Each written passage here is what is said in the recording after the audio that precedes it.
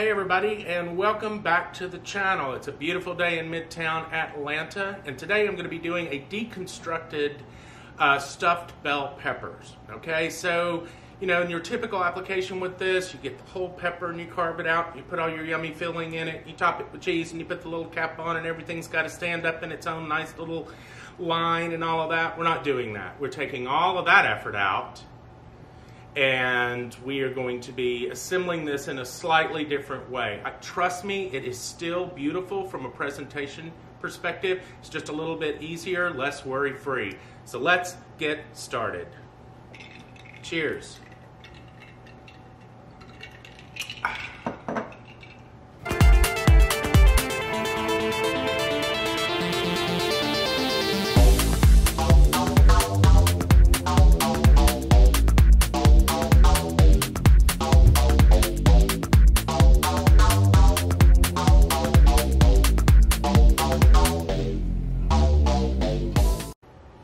Alright, so let's get started with the sauce. So what I've got is, got a Dutch oven here heating. I have about 1.5 pounds of some hot pork pan sausage that I picked up at the market yesterday. In it goes. And you're going to want to crumble this up just a bit.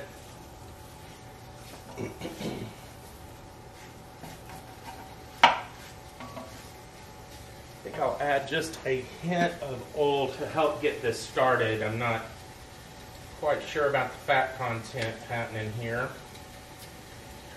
And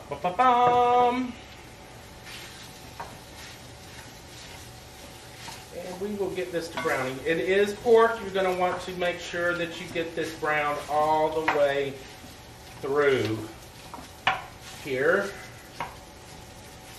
Get this nice and broke up.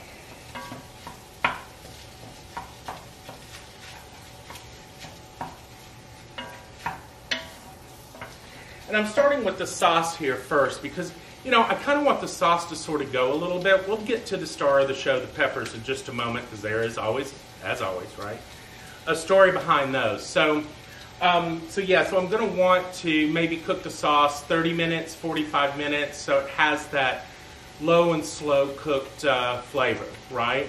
I think it just really helps. And because I'm making a big batch of these with the intent of it being meals for the week, again, food prep people is your friend, it's only going to get better and better and better as this goes. Oven's preheated. Give you a shot of the sausage here. It is just beautiful. I got this from the same market that I got the peppers from, called the Carb market, but we'll be talking a little bit more about that historical place here in Atlanta when we get to the star of the show.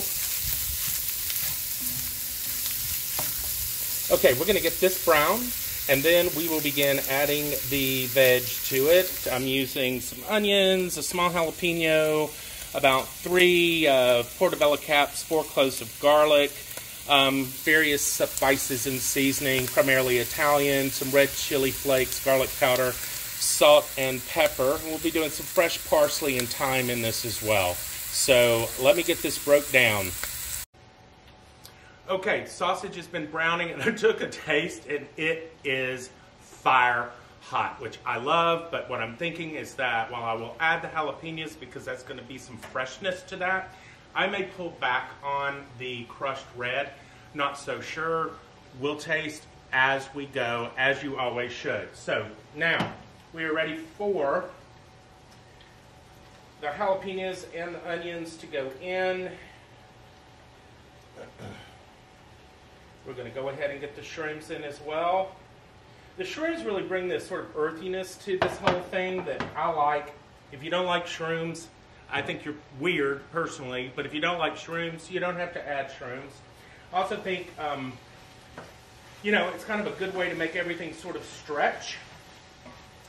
Let's see. I had made this without meat. I've actually made a vegetarian version of this just using the shrooms. That's very good.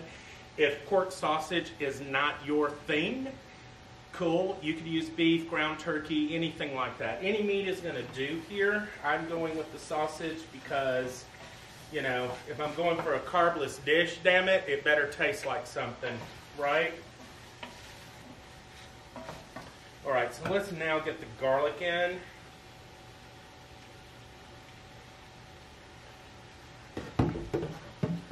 Give this a whirl. Here you can see just how beautiful this is. Yummy, yummy, yum.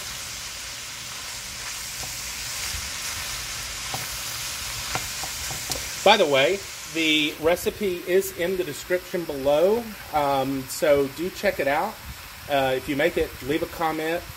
Please click subscribe if you'd like to see more of these. If you'd like to be notified as to when I post, then click the little bell icon as well. We can stay in touch that way. All right. To this, I'm going to add a small can of, before I do that, let's bring us down just a little bit as we're now starting to add the liquids. A small can of good quality tomato paste. And you're going to want to start getting that to kind of coat and melt down into the mixture.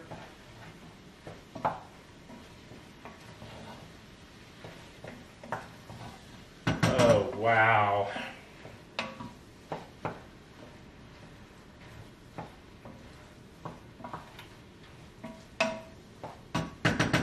That's incorporated. We're adding 1 can of fire roasted tomatoes.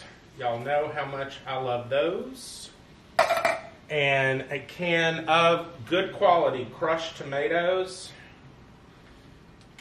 Gonna give the thing a little rinsey, and add that in as well. So we're gonna incorporate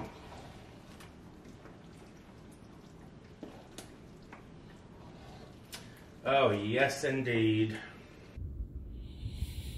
Look at the sheer beauty of that.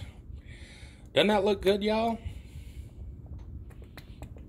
You're going to bring it up to a boil. You see it kind of burping at us that way. Now you're going to bring it down to low, about as low as it'll go. Let's go for about 30, 40 minutes and see where we're at then.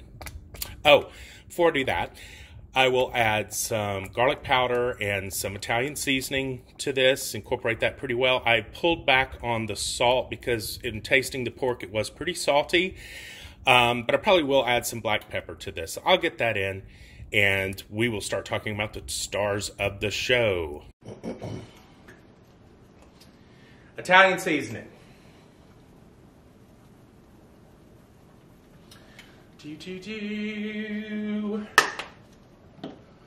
A little garlic powder. It'll just help that fresh garlic kind of along. And liberal pinch of black pepper.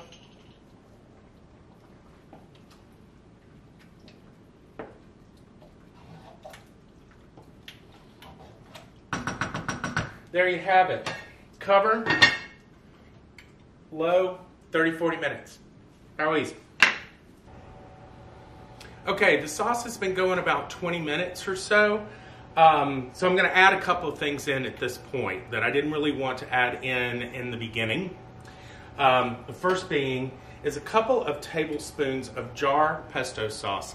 This stuff is fantastic. It is great in any soup, any sauce, and it's so easy. I mean, who the hell doesn't want, you know, basil, garlic, and oil and something? Come on. Don't make me lose my mind up in here. And then a bag of cauliflower rice because I'm trying to, you know, the whole damn carb thing. Put that in there. Hopefully that ain't too much. And I'm going to incorporate it and let this finish out. I didn't really want to put the rice in the beginning. I mean, you could. Cauliflower rice is more durable than you think it would be. It doesn't go to mush as quickly as you would think that it would. I mean, based on the water content that's in it. But it holds up very, very well. And it will be baking as well. So I didn't want it to just like turn into a a mash situation. All right, kids, with that, we are going to put the cover back on and let it continue to do its wonderful magic. Okay, ladies and gentlemen, I present to you the stars of our show, the bell peppers. And I've got 8 of these in the colors that you see. I picked these up yesterday at the historic Carb market here in Atlanta. They're fresh. They're being sourced currently from, I believe, Florida is what the lady said. You can tell that this is the real deal, and the shapes, the color is just breathtaking. Let me tell you all a little bit about the historic Carb market here in Atlanta.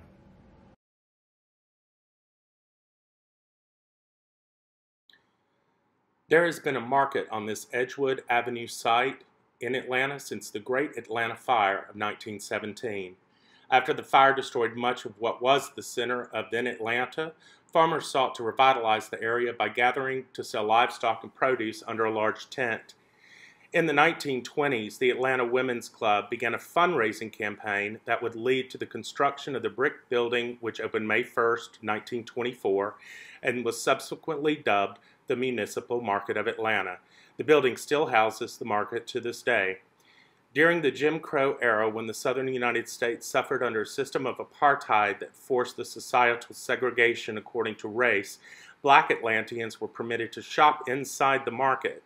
However, African American farmers and vendors were regulated to set up their wares on the curb outside. It is because of this legacy that the market is colloquially referred to today as simply the Carb Market or the Sweet Auburn Carb Market.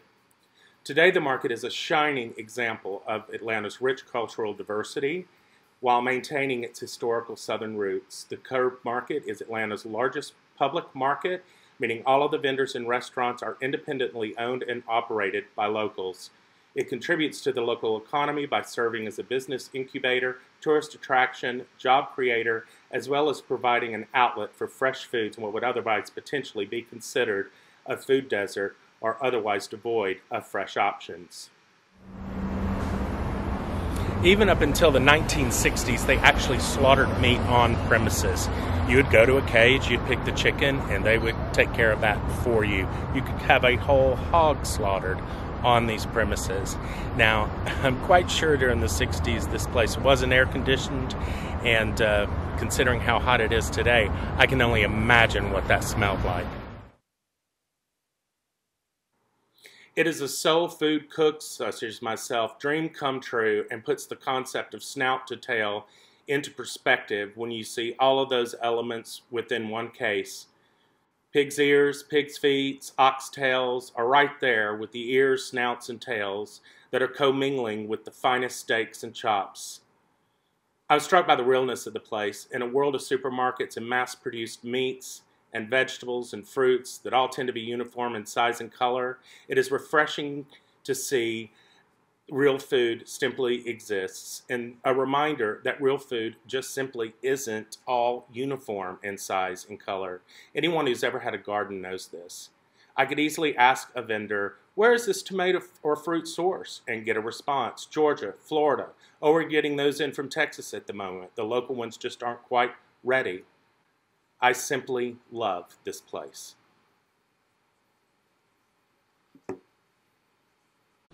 I hope you enjoyed that trip to the Carb Market. It truly is a special place, and something that I'm quite proud to have as an Atlantean. Actually, USA Today dubbed it the 16th best market in the world in 2013. So it's something we're very, very proud to have here in Atlanta. Okay, so sauce is ready. I have halved my peppers. Right? That's the deconstruction part, right? So instead of like stuffing whole peppers, just cut them in half. I mean, all the flavors are still going to be there, and the presentation is still beautiful.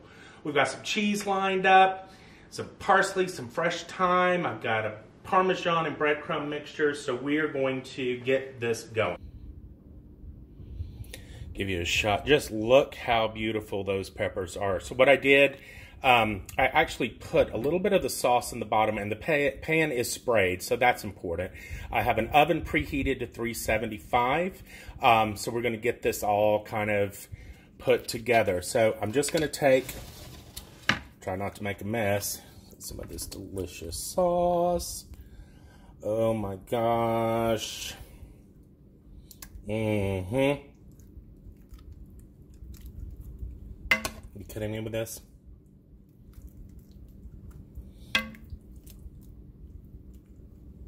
Make sure everything is covered liberally with this delicious gravy.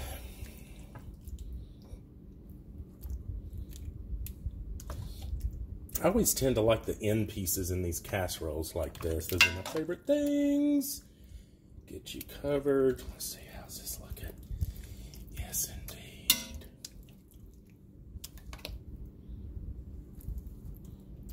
indeed. All right, I'll get the cheese put on it here. For the cheese, I am using fresh mozzarella. You know, go for the good stuff here, kids. A little pepper jack cheese. I've got some Greek feta, and I have provolone. So we're just going to be intermittently putting that on top. I'll top it with the breadcrumbs and Parmesan mixture, and then we'll finish it off with the parsley and fresh thyme. And I'll come back and show you what this looks like when it's all ready to go into the heavenly oven. Okay, kids, there you have it. We're going to put this in the oven, uncovered, baked till bubbly, or about 30 to 40 minutes. We'll check in on it and see where it's at. It's going to be so good, and I'm starving. Okie dokie, it is the time for the big reveal, I suppose. Let's get in here and see what this thing's done. Oh, wait.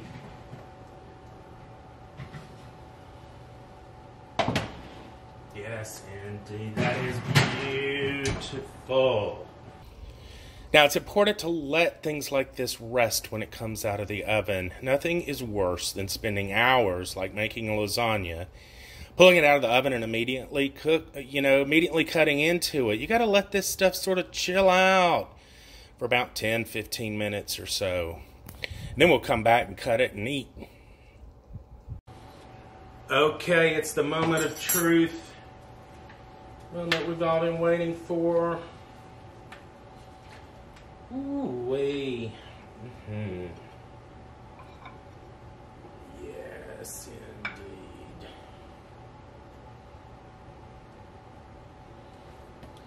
Alright, so there you have it. It is so beautiful. Look at that. Oh my God. Daddy's ready to eat. Let's see what we got going on here.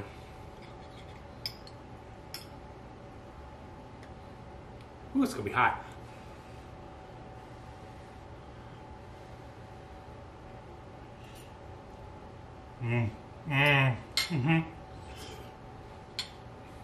That's what I wanted right there.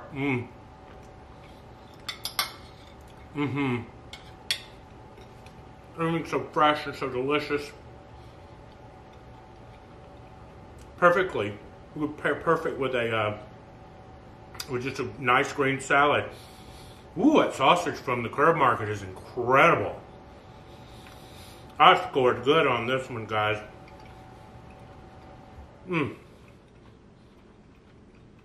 I'm going to get to this. I hope you enjoyed it. Click subscribe. And we'll see you next time, kids. Mr. B's out.